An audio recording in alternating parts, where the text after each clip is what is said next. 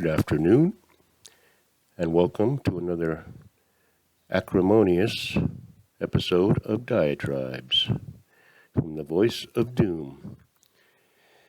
And now here's your horrific and terrific host, Voice of Doom. Thank you, Mr. Announcer.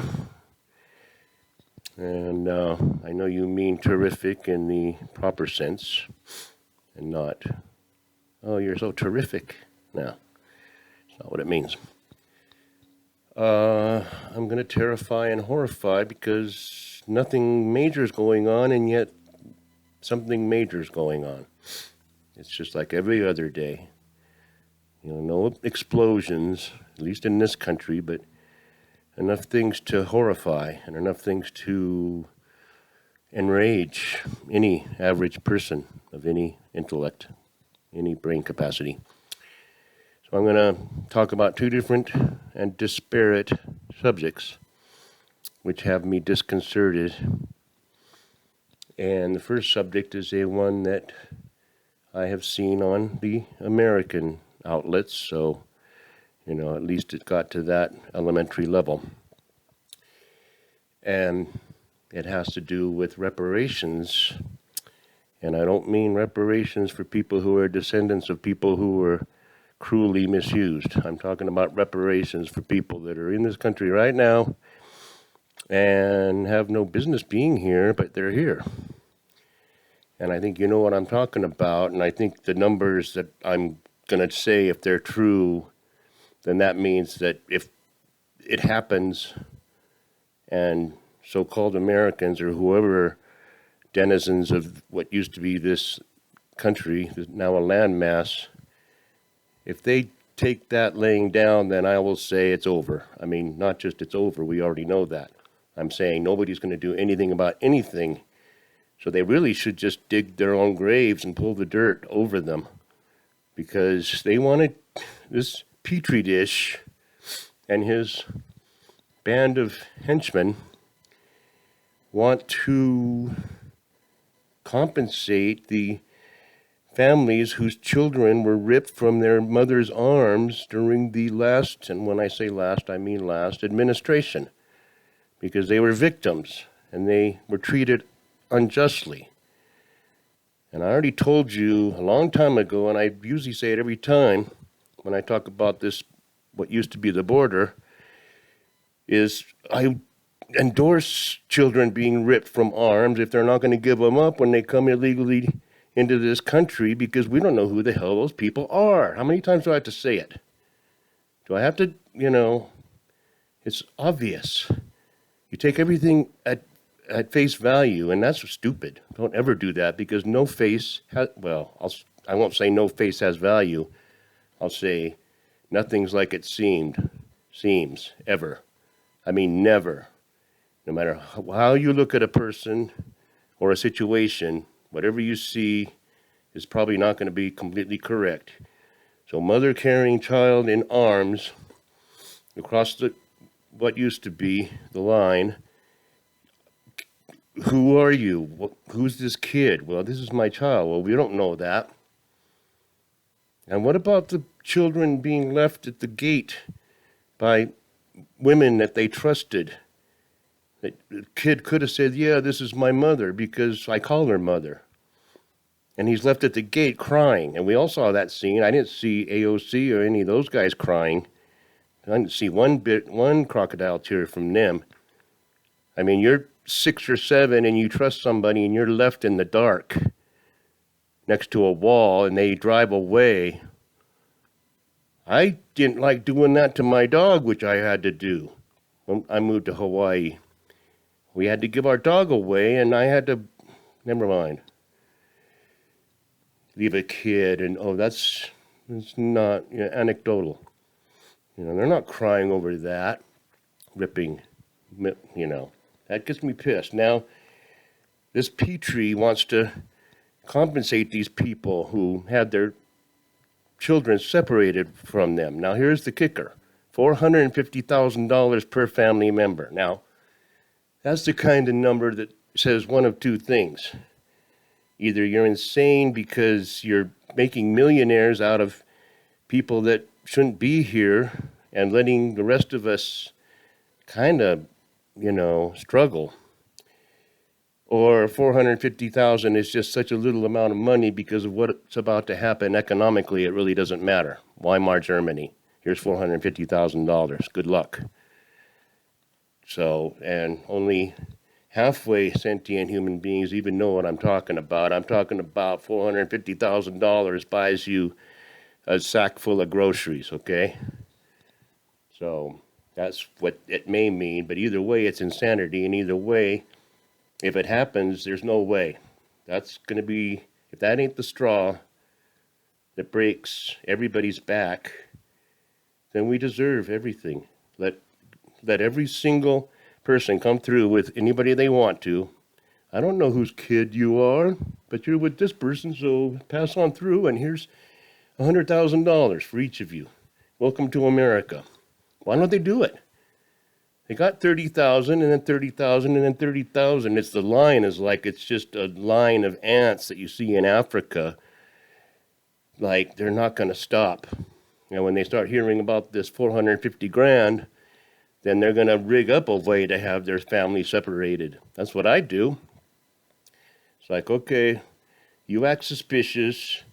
You act like you're in stress so that they take you away. But, do a whole little act. Yeah, we'll get that money. Then we'll prove with DNA that you are my kid. And whatever. I can see how a clever person can do it. I know how I do it. I do it just like that. Now that's issue one, and that's about as enraging as any issue should ever get, and the human ear shouldn't have to hear such a thing. Here's issue two. I was looking at the news that's a little more in depth that usually the American outlets catch up a few days to weeks later. And apparently there's either it's the Delta variant or it's a variant of the Delta variant, which is even scarier because I know there's 160 more variants to come that aren't Delta. So the variants are getting their own little variants. So they're locking down China and they're locking down Russia. Now that's going to be great. And they're doing footage from the Ukraine. There's all kinds of people in hospitals. And they're mostly older people. And they've run out of respirators. And it looks like we're heading back into a worldwide lockdown again. Now, one thing that was even more disconcerting is in China and various places, they're not just having masks on. They have full body suits. Like you see in the movies, Outbreak and things like that, full body suits. And that worries me because that means they're more worried about these particles than just having a mask on. They don't even want their skin touching. And I told you about Nipa and Nipa. And everybody doesn't even think that's a song from The Lion King. No. So there might be something happening. And that's disconcerting.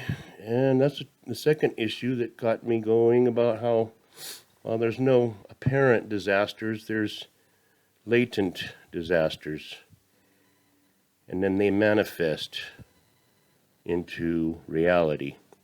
And that's kind of a Buddhist concept of latency and manifestation and cause and effect. But we're at the pressure point in a lot of fronts. And Petri Dish is going on a tour, and he wanted to go there with a glorious package of wasteness, a glorious package of an untold amount of money being put into great and noble progressive ideas. Don't fix any bridges, because a better idea would be to, give China like 50 billion to send us solar panels so that everybody gets a solar panel that doesn't want one. And it'd be better to spend another 50 billion and give it to China to build the electric charging places all over the country for people who don't have electric cars. And that electricity is just going to come right out of the wall and everything's going to be hunky-dory like magic. So he wanted to go to Europe with that under his belt, and he didn't. And I don't want anything under his belt but some sort of a strap, something to hold him down so he can be sedated. But he's in Europe and he's meeting with the Pope, which is kind of ironic for obvious reasons. The Pope is going to shake the hand of a guy who should be excommunicated. I'm going to meet with this person because he's a world leader. I mean, excommunicated from their own philosophy and their own, doctrine. I mean, he's a powerful person, even if he is unconscious, and he is powerful enough to promote the expansion and the relaxation of laws that kill minorities before they're born. And so I guess look at it any way you want to, but he's a major thing. But that old organization has other fish to fry and other problems to worry about. So I'm sure they're not going to worry too much about the optics of a doddering, senile, demented cur shaking the hands of the leader of a, basically, I'm sorry, I don't want to offend everybody, but it's a corrupt and ineffective organization which is rampant with, I don't know, I don't want to get too graphic. It's just rotted. It's a lot of the doctrines created their own problems. You want priests to, be focused on only God and deny their human nature. And the only people that become priests are people with a different kind of nature. Well, that's obvious, and I don't want to get too much into that, but I mean, it really doesn't matter. The people, whoever he's in charge, I thought that Benedict would be the last one, because benediction, I thought, yeah, with the prophecies of the past, Benedict was supposed to be the last pope, but maybe by last, they just meant the last real pope and not some sort of a fraud, or perhaps an antichrist. We won't get too much into those weeds. I can do that with the religion thing. I can lambaste other religions. But yeah, I guess it's appropriate they meet together because they're cut from the same cloth of hypocrisy and evil. That's what happens with these kind of things, is the evil comes from within. It comes from within your own organization. But he's going to go to Scotland and he's going to meet with the big 8 or 7. He's going to meet with the G20s, and, he's going to dawdle around and there'll be gaffes and we'll be watching and laughing. And when he gets to Scotland, he has nothing to show for it or show for anything. I don't know. I don't see how they can, greet him as a friend anymore. And I have a feeling it'll be all a facade of, I don't know if they are going to use their elbows again to show that we're still in trouble, have their masks on and then take them off when they go to eat together. Or if behind closed doors, some of these guys are going to say, look, you got us into a big bind, and here's the 50,000 ways you did it. And just say, America's losing credibility. Well, it already has, but if Boris gets behind closed doors or any of those guys and says, look, you're ruining us, it should be interesting. Looking forward to the repercussions of this fiasco. But I think I said not much, but I think I got it out, and I can go to work happy. And I'm happy anyway. I'm happy to tell you all this stuff. I didn't even talk about the virus spreading all over the place. I was just saying they're going to clamp down over on the east side, so the west side should follow suit soon. So we'll see what happens. I'll get more into that next time. Anyway, that's it. Have a good day. And 谢谢。